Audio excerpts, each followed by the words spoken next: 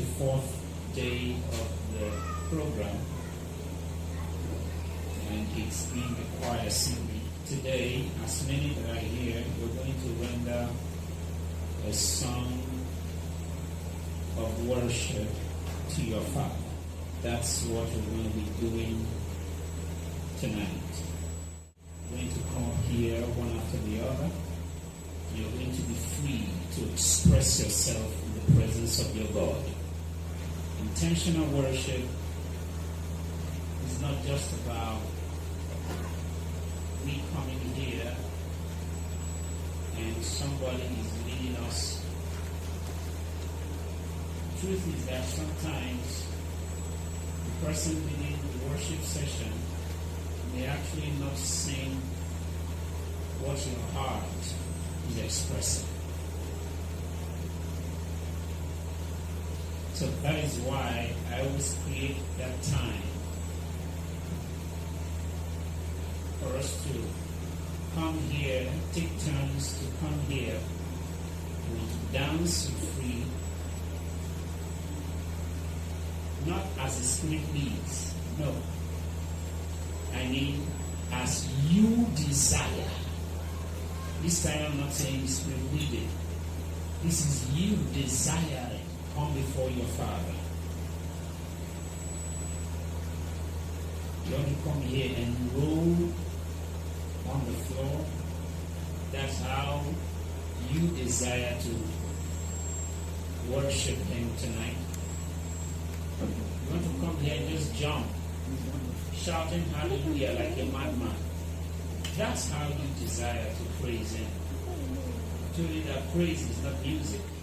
You want to come here and bow your head, to come here and sing so nicely to Him. You're going to praise Him tonight.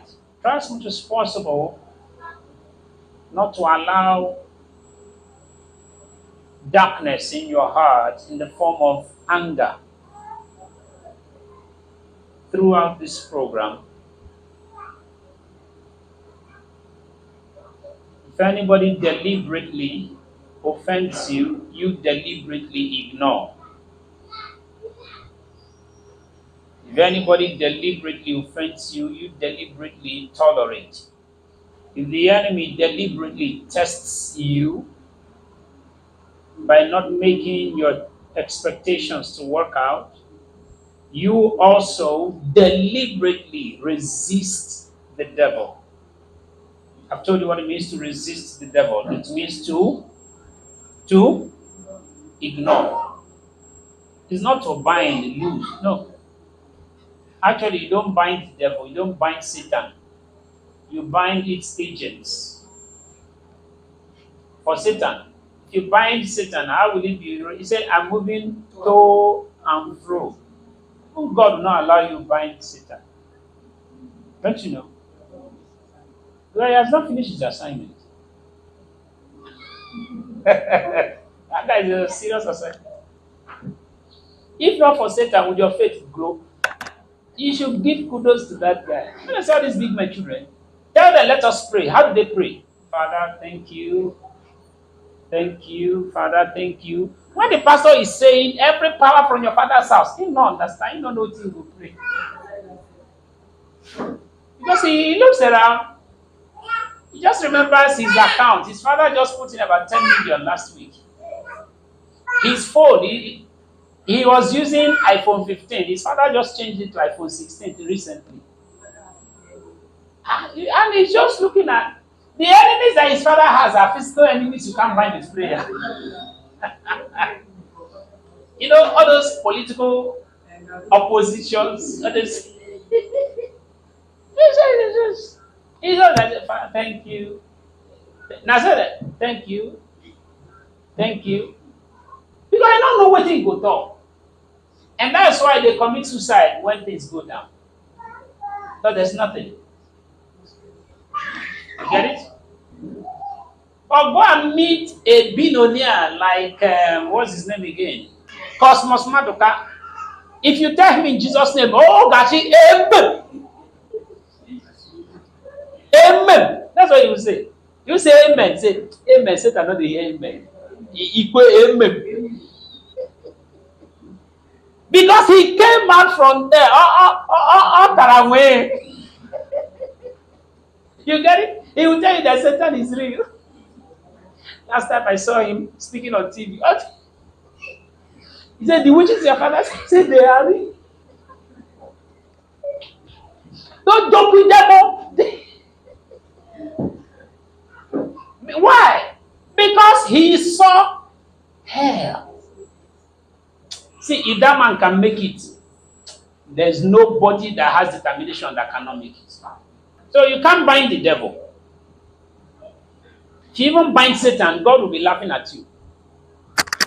You bind agents. Don't you get it? In the real sense, Satan doesn't attack you. It is the agents that attack you. When Satan wants to attack you, let me share this with you. Satan doesn't attack you. He sends agents. Satan is like the president. Does the president go to war? Huh? He has the military. If the war comes from the marine, he sends the navy.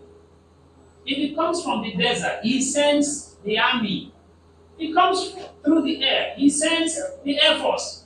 If it comes within the society, he sends civil defense and police. If it comes through political opponent, he sends DSS. Satan doesn't attack you. Satan has agents.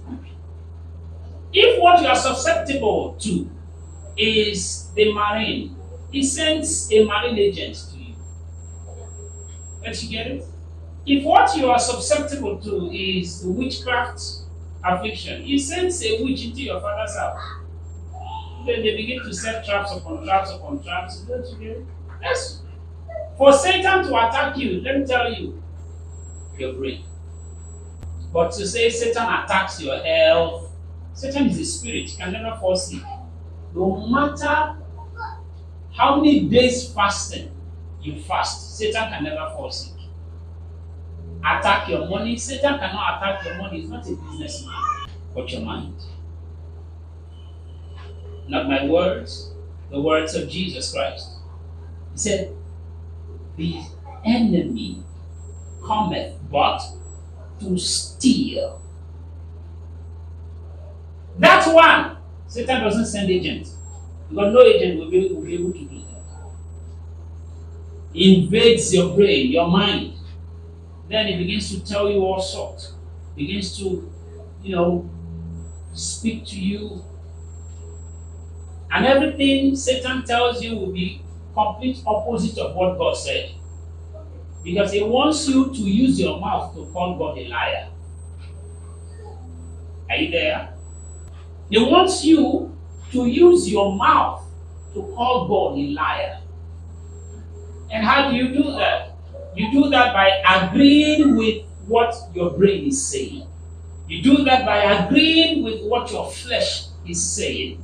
You do that by agreeing with what your emotion is saying, what your feeling is saying. These are the channels through which Satan operates. And the moment Satan is able to get hold of your mind, he wants to shift your mind from God and focus it on things that profited not or just little. That's the primary responsibility of Satan, to steal your mind away. Right? And the moment he's able to do that, as long as your mind is no longer with God or partially with God, then the agents come in and then they begin to afflict that person's life, afflict that person's finances, afflict that person. Don't you get it? Satan deceives, he doesn't attack. Satan deceives, he doesn't attack. It comes to suggestions. That leads us to the prayer we made the other day, which is very key. That the suggestion of the enemy will not turn an instruction to us. Satan only comes with suggestions. Satan comes with ideas. And every idea Satan brings to your mind will be a complete opposite of what God has said. And the moment you begin to agree with it a little bit, you are opening the door for invasion, demonic invasion, witchcraft invasion. And then as they come, they begin to suck that person's life dry in order to really prove to that person that what God said was a lie. You get it? That's all. So that is why when we pray to bind, we don't bind Satan. Binding Satan is binding your mind. Can you bind your mind? Who among you here can put his mind under control? Raise your hand. I'll tell you to teach me how you did that. Because even Jesus had the same mind issues. I've told you, Satan came to Jesus and said, turn these stones to bread. How did he come? Did he see him physically? No, it was in his mind. It was in his mind. Fall down from the pinnacle. It is written. After all, you are the Son of God, who sent his angels to. It was all of those conversations were in his mind. What made him pray, Father, if it be thy will, let this cup pass over? All of that. That's why I tell you, you cannot listen. Any human being that said he has outgrown evil thoughts, run from that person. Is a spirit. It's not possible. As long as you're in this flesh, you never can outgrow evil thoughts. What is evil thoughts? Just define it. Thoughts that are opposite the word of God. Simple. Evil thought. Let me tell you example. Buy milk for this man.